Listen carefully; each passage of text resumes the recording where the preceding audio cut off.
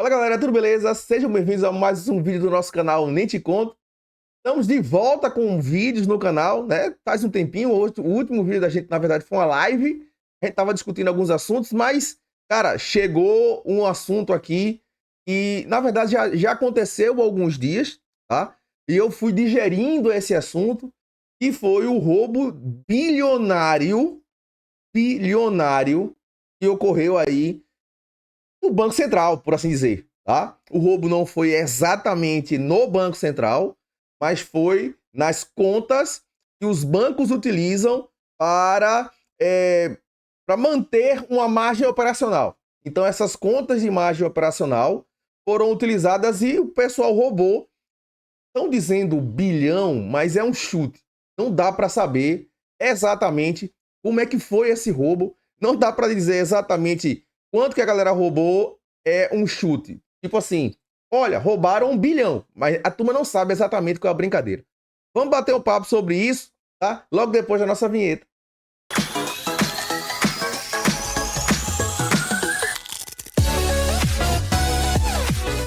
Bom, galera, é o seguinte, vamos lá.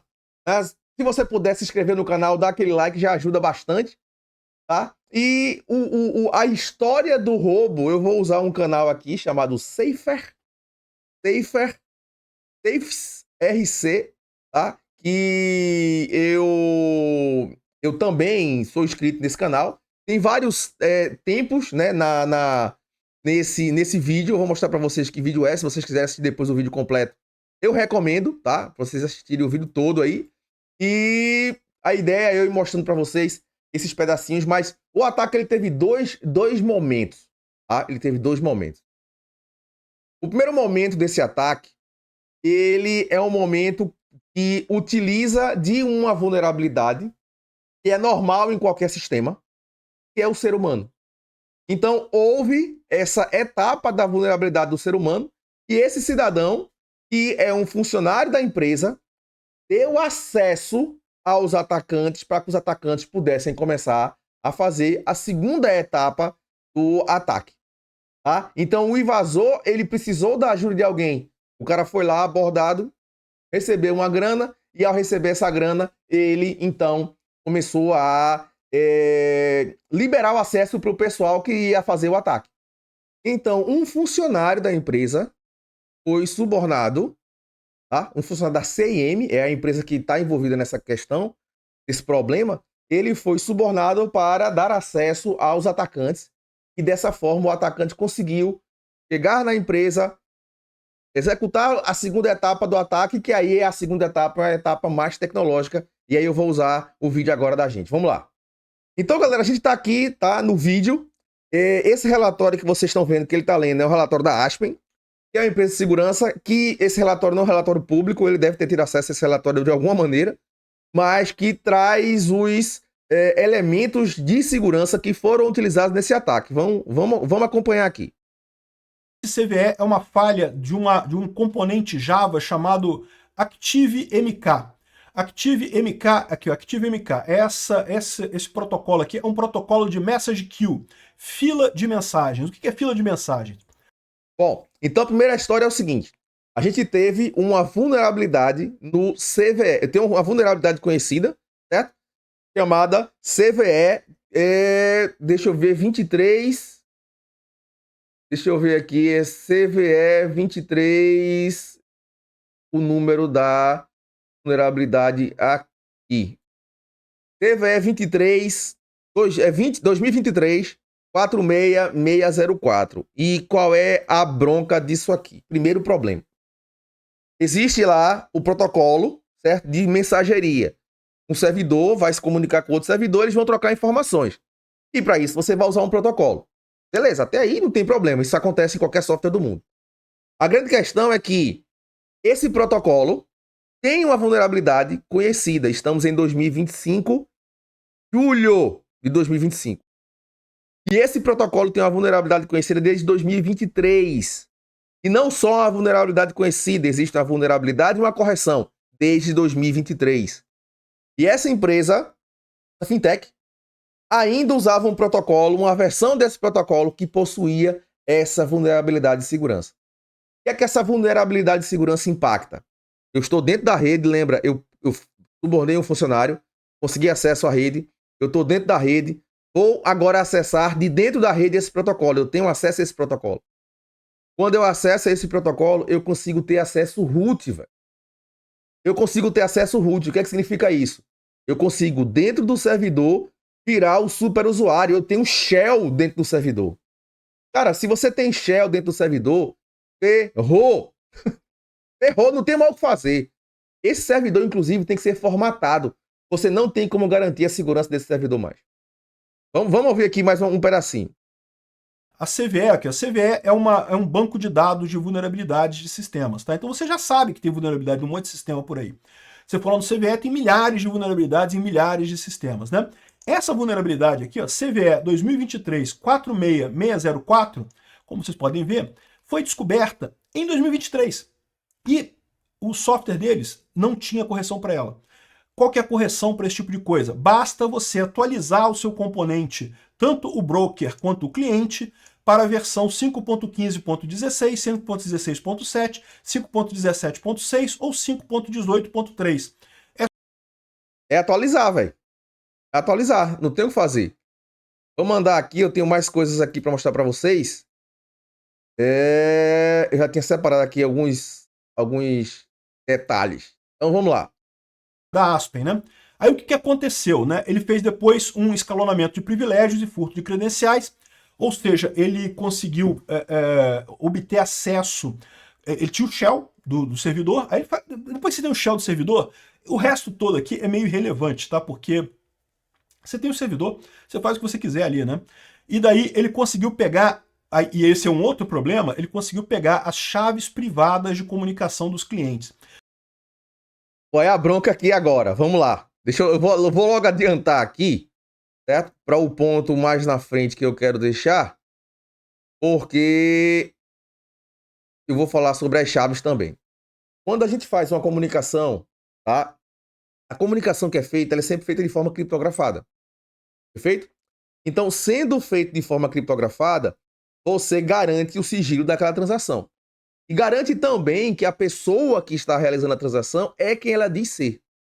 Então, quando o cara consegue invadir o servidor, e ao invadir o servidor, ele consegue capturar as chaves privadas de cada usuário, de cada pessoa que vai fazer aquela transação, ferrou, não dá para você dizer quem é o autorizado e quem é o atacante. É invisível para quem está fazendo a transação. E mais, você não tem como dizer qual transação é válida e qual transação é inválida. Para o sistema e para os fins legais, todas as transações são válidas. Eu não tenho como dizer quais são as válidas e as inválidas. Não dá para saber. Eu vou ter que ir, certo? Isso aí não atingiu clientes, né? Atingiu as contas reserva, como eu falei no começo. Mas imagine que isso aí tivesse atingido clientes e os caras foram espertos até nisso, tá? Os caras foram inteligentes até nisso. Porque eles não atingiram clientes. Eles foram nas contas reserva, que é uma conta que ninguém presta atenção. Ninguém tá olhando essas contas, tá?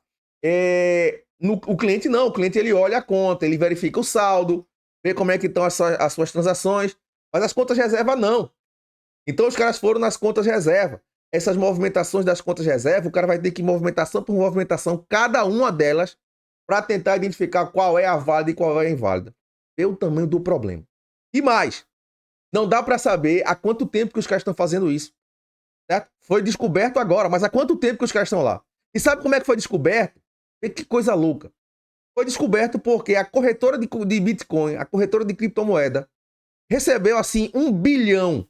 Pá, compra aí 1 bilhão de criptomoeda. Os caras, ei, peraí. Opa, peraí.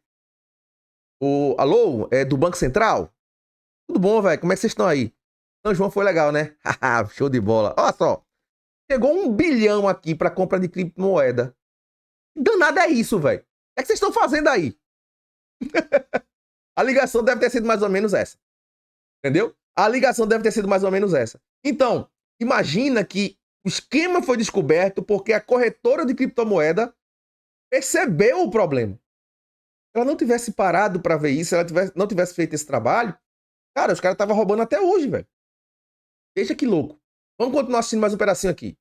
Parece que eles usaram também aqui uma fragilidade no SAP para poder fazer a leitura dos PFX, dos arquivos de chaves, né? E obter os tokens da API bancária, não sei o que lá. Usaram outras vulnerabilidades aqui também.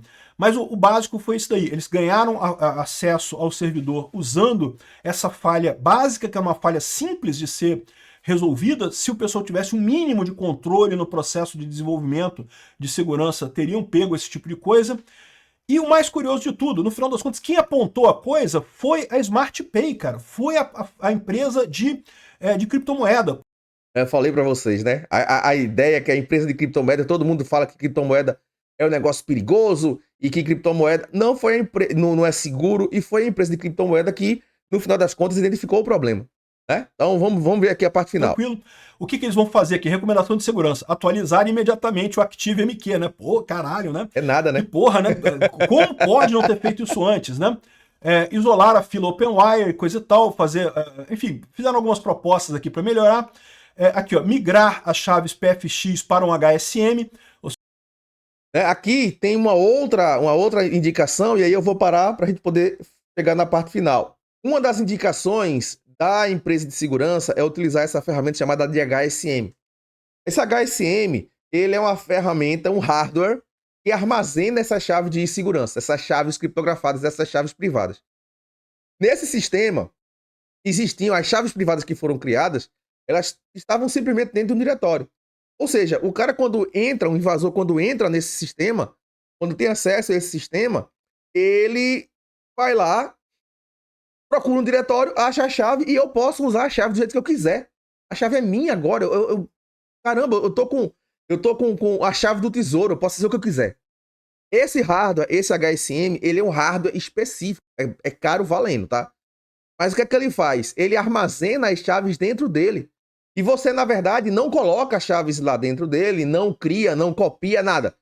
Você manda a informação e ele já devolve para você a informação criptografada para você entregar a informação criptografada. Você não tem acesso à chave. Ele é tão seguro, tão sensível, que você não pode nem dar uma pancadinha nele, porque se você der uma pancada nele, ele tem um sensor interno que identifica uma tentativa de invasão na parte física, na parte do hardware, e ele se apaga. Ele apaga os dados que estão dentro dele. Tá? Então, é óbvio que esse tipo de equipamento, ele é um equipamento caro, é um equipamento que custa uma grana para você poder colocar no ambiente. E, aparentemente, o custo desse equipamento não se justificou em termos de segurança e a gente teve esse baita desse problema. Não é só a questão da invasão.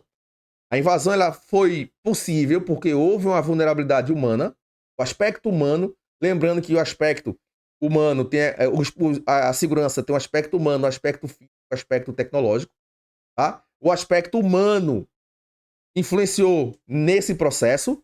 Depois a gente teve o aspecto de segurança, né, tecnológico, de software, com o software desatualizado, com a vulnerabilidade. Por fim, a gente teve um aspecto físico, onde arquivos estavam armazenados em local, eu vou dizer aqui, não ideal, inadequado, porque eu não tenho uma palavra mais forte para dizer. Tá? É uma porcaria esse negócio. E isso não é uma exclusividade dessa equipe, desse pessoal, desse banco, dessa fintech. Tá? Isso é a realidade em muitas empresas no Brasil. As empresas no Brasil, em muitas situações, não têm a preocupação com segurança. A preocupação com segurança deve estar em primeiro lugar, porque uma informação como essa, um ataque como esse, um problema como esse, é para fechar a empresa. É para fechar a empresa para de operar. Então, é importante a gente saber se as pessoas ainda têm, ou passaram a ter, algum tipo de preocupação com segurança da informação. Esse vídeo completo eu vou deixar para vocês na descrição, para vocês darem uma olhada nele depois. Eu recomendo, tá? E se você gostou do nosso bate-papo, não se esquece de dar o like, não se esquece de se inscrever no canal. A gente se vê por aqui. Um abraço. Tchau, galera.